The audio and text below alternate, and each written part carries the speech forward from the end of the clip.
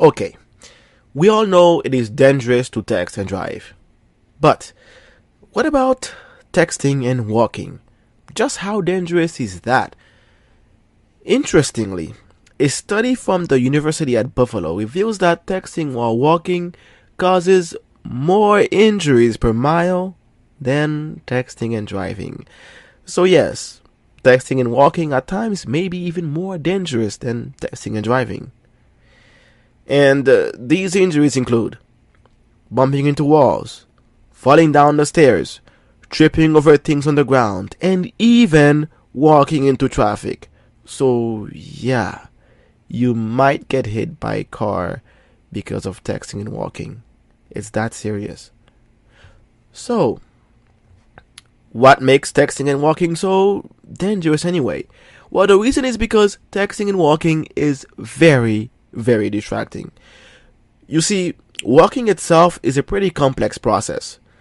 Researchers say that people who text and walk at the same time deal with three types of distractions: manual, visual, and cognitive. Manual means they have less control over their movements. Just think about it here. Normally, the back and forth movements of your arms allow you to be more balanced when walking. The problem is that people who text and walk often use both hands to text.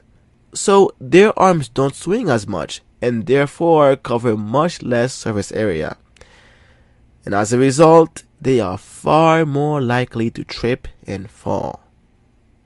Visual means they are too busy looking at their phones instead of where they are heading. So in other words, they might accidentally walk into a pole. Ouch, that must really hurt. Cognitive means their mind is somewhere else, focusing more on texting than walking.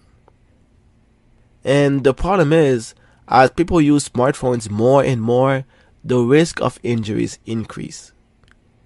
In fact, a study from the Ohio State University showed the amount of people who visited the emergency rooms for cell phone injuries tripled between 2005 and 2010.